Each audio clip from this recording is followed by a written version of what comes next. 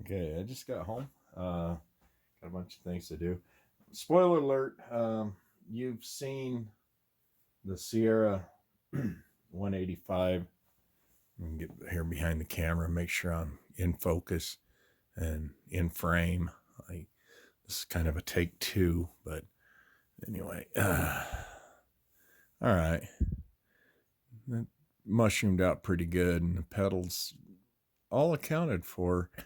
And this is 182 grains. Guess I should weigh these just to let you guys know. But anyway, I weighed these once before. I just didn't write them down on my paper.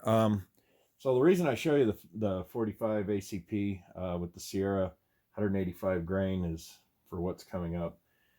Excuse me. Man, I'm tired.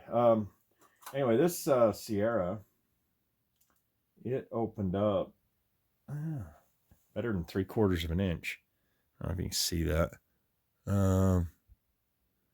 Get closer. Yeah, 0.760. So, I mean, 738. Let's see if I can get this to stay. About 730. The largest was 760. So that was the Sierras. The reason I show you that, like I said, I got something coming up. And then you saw the NOE 454 255. They opened up. Some of the pedals broke off, little pieces here and there. And then this one lost all of its pedals. So I'm going to be casting up some cup points. These were the deep hollow point. I'm going to cast up some shallow hollow points, and I'm going to try them at the 8BHN. We'll see how those hold together, see if they break the pedals off. That's part of the problem with having the deep hollow points is pedals break off. And spoiler alert for upcoming videos, these are the NOE 359 151. See, the powder coating pretty much got used up. Powder coating is a lubricant, and I didn't have any leading in my GP100. I shot these as 38s. These were only 8BHN, so I kept them pretty slow. You'll see all that coming up, like I say. And these still, I don't know if you can see that, 730, yeah, about over 7/10 of an inch. So they doubled in size. I had weird things happening here. This came out of weird shape, and you can see the hollow point right here. But it came out kind of a weird shape. I think it's the direction that it hit the water jugs. Yeah, I got a lot of water jugs coming up. And this one lost a little piece of its pedal. And then this one right here, it was kind of a weird shape. And that one, I don't know if you can see it or not, 0.820. That's smeared. And these were shot at about 800 BHM. I show all that in the upcoming video. And then another thing you'll see in an upcoming video is the 9mm Remington Golden Saber jacketed hollow point. Now, in previous video, I says I didn't know if these would cycle because they're kind of a long ogive, but I really like the looks of them. And yeah, I'm liking the looks of this a lot more. And when I shot this, the out of the 9mm, and this was just out of my 3-inch EC9S, the jacket stayed in the 3rd jug, and the lead core went to the 4th jug, and it spread out fairly decent. Okay, that was let's see what that is. Yeah, 442, 440. Yeah, so about 4.5 thousandths or 10 thousandths. No, 4.5 thousand, whatever. 4.5 tenths. God, I'm tired. Anyway, but the jacket, I don't know if you can see that or not, 0.720. So, I mean, you know, that's just, I don't know. I can get that. It's 627, 653. And it depends on where you measure these things around, 735. So I definitely would not want to have that jacket hit me. And this was 100% weight retention too. This came out 123.6 grains. Again, you just have to understand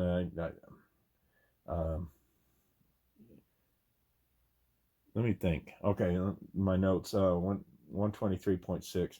Okay, so anyway, and then this is a nozzler that I shot, and it lost its jacket too. This is a 158 grain jacketed hollow core, and here is the innards, and that one opened up, yeah, 5/10, half inch. So either way, that's not bad. And I lost a couple little pieces. I recovered those in the milk jug. But I'm showing you this because of what my friend Walter Bunning sent me. So let me get all set up and I'll show you what Walter sent me. Oh, and also the federal law enforcement HST. This 9mm, 124 grain. It deformed, but it went through the water jugs and into a block of wood, and it was sideways. That'll show in upcoming video. Like I said, this spoiler alert. When I went out to the range on the 21st of April, I shot enough footage to give, yeah, believe it or not, 6 videos. You saw the first one last week. I'll try and get the 357 out tomorrow, and then the week after, I'll do the 9mm all into water jugs, and then I do a little bit of plinking on the steel plates with each one of these. So anyway, let me get all set up, and I'll show you what Walter gave me. Thank you, Walter. Okay, that's a reposition. So let's see what he sent me. He said he was going to send me some 240 grain Sierra jacketed hollow core. I call them jacket hollow points, but I think Sierra calls them hollow core. He said he's going to send me some 240 grain.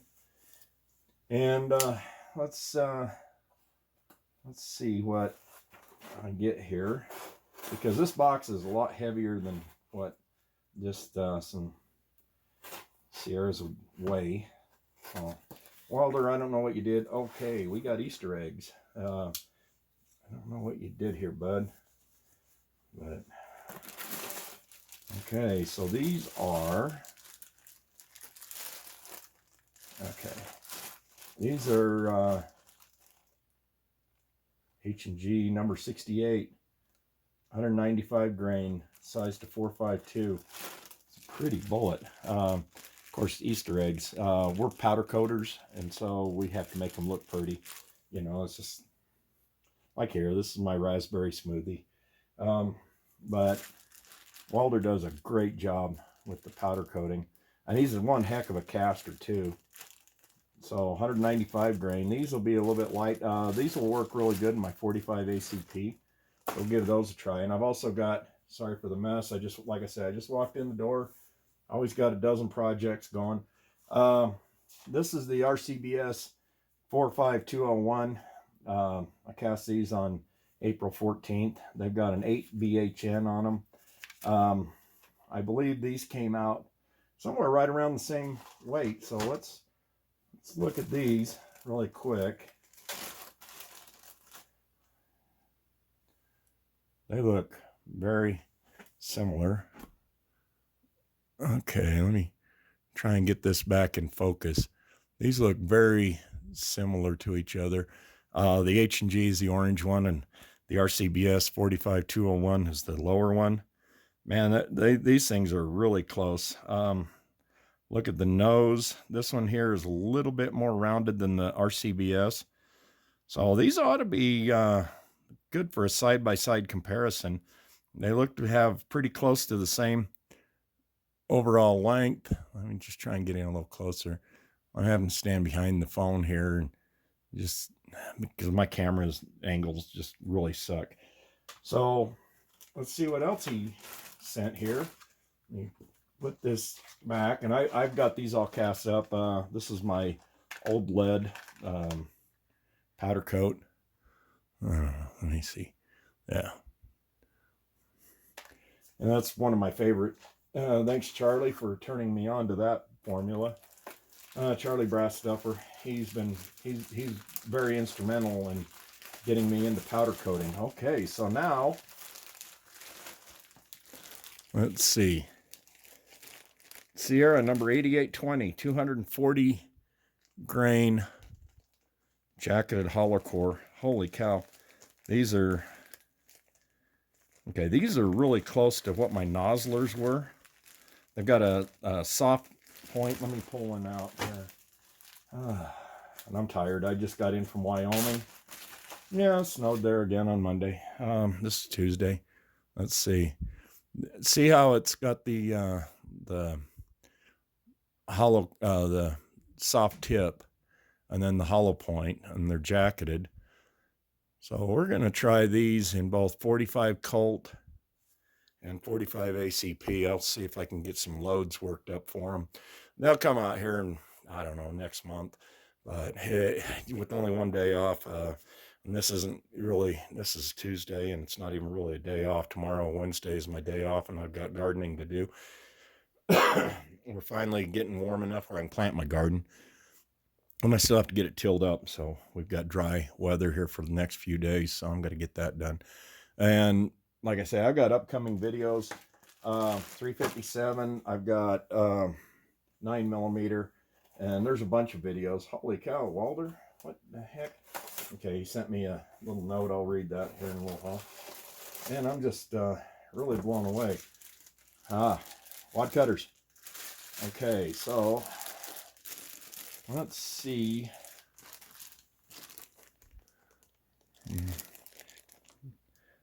Let's see. Lyman number 358091, 143.5 grain. They're a button nose wad cutter. Let me get one out of the. I love wad cutters. Never shot them up until just recently. I got the GP100. I started shooting the wad cutters. So it's a button nose wad cutter. Uncle Jim's been doing some videos on that. Go check out Uncle Jim. I'm pretty sure all of you do. So anyway, this would be the crimp groove right here. And then these are, if you were traditionally lubing, this is where the lube would go, is here in it. Sorry. Anyway, right there in these lower three. And then the top little one is for your crimp. And so we'll get some of those loaded up. In fact, I've been getting all prepared here for some 357s. And yeah. There. Okay, so they will stick out about right to there. They ought to be fun. We'll give those a try. Like I say, I started trying to get some 357s prepped. Okay, so this is just awesome. Walter, I appreciate it, man. You really, you're just one heck of a friend. And these are going to be some awesome bullets. I'm not going to shoot them all. I'm not going to load them all. I'm just going to load a few for the 45, and I'll load a few for the 45 Colt, 45 ACP, and 45 Colt. We'll do another old versus new again. We'll see how these expand. I got to collect some more water jugs. We'll see how these expand, and we'll see what kind of velocities I can get out of both. That way, then we're talking apples to apples and not apples to oranges like I did in that last video last week. So I'm really looking forward to these. I'm back into loving 45 again. I mean, I love 357, I love 9mm, but I'm really loving the 45s. That Vaquero that I've got is just such a, it's just such a super revolver to shoot. I think I'll read this later, but yeah, let's read it right now. Walter is just full of good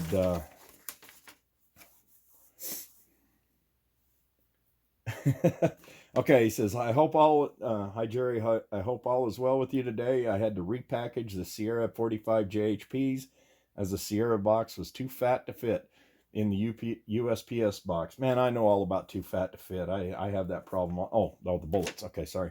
Also in the box are some cast bullets, a few wheels full of the Lyman 358091 bevel base wad cutters. I didn't even notice those are bevel base. Yeah, okay. Jerry's an idiot. Jerry's tired. I don't know if you can see that. I'm trying to get this closer. Okay, it's just not going to focus, and the lighting's terrible down here in the dungeon. But they got a slight bevel. Excuse me. I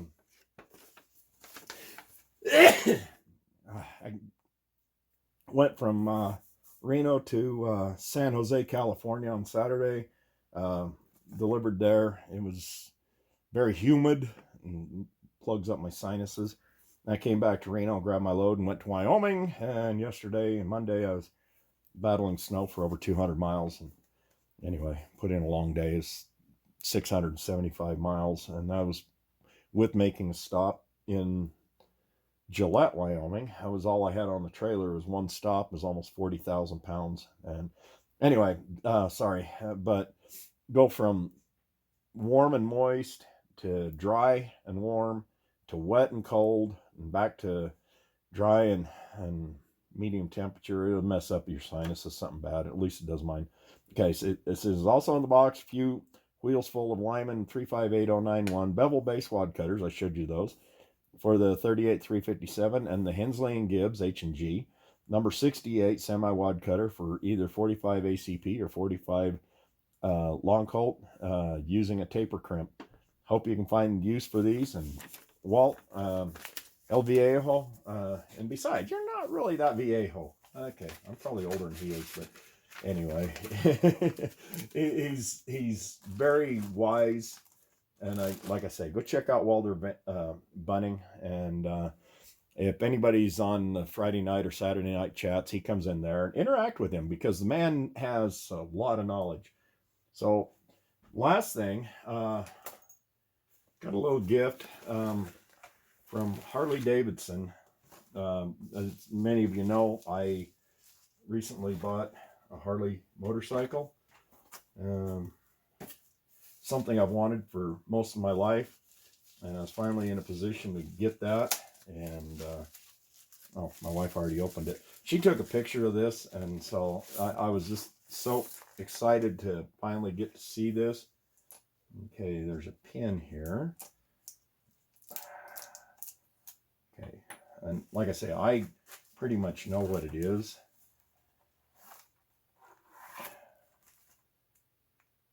Oh, okay, so that's so you can set it up on your desk. Okay, and yeah, this was totally unexpected. Congratulations. I don't know, they keep congratulating me on buying this bike, and it was a used bike.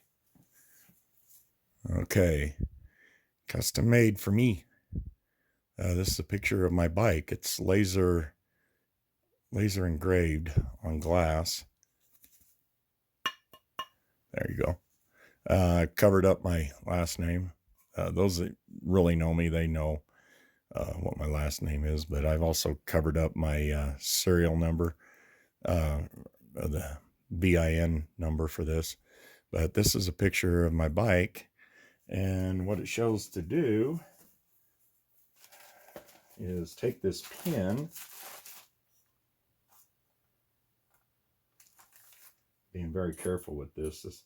This had to have cost Harley dear amount of money. Okay, how long is this thing? Anyway, stick the pin in here like this. Screw this onto the back side. Bear with me. I'm trying to hurry. And I'm trying also not to drop this. You know how Jerry is, Captain Fumble Nuts. He likes to drop everything. Okay, and then you can stand that up like that.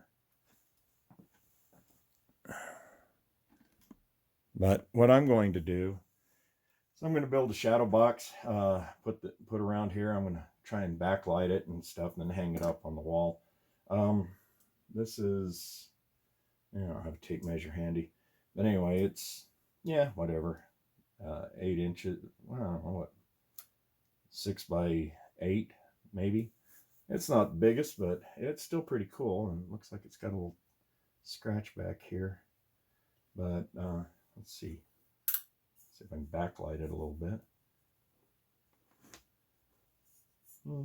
Sort of. Yeah. But I just, I don't know, man.